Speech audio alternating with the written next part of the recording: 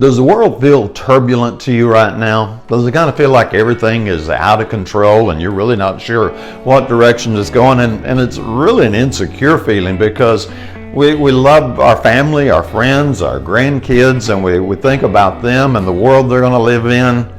It's kind of tough, isn't it?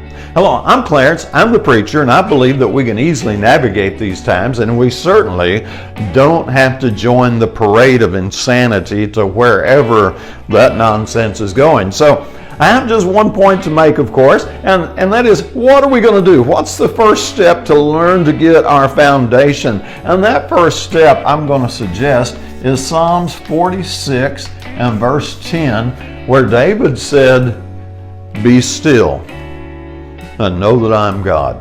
So God says, I just want you to be still. Don't panic. Because when you panic, that works to the devil's benefits. Panic gives him all the leverage. You do not want to panic. What you want to do is you want to be aware, don't be naive, and look around and get your bearing and really get a feeling for what's going on. And then once you have your bearing, you've made a good observation, then in your own personal life, you can identify some good steps to take to start making a difference in your life and the life of those around you. So, first step, the only point in this video, don't panic.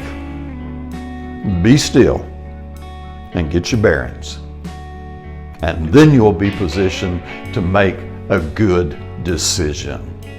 I hope that idea helps you out a little bit. I do believe that training through videos like this, we can make a difference. And as always, I hope you have a great day.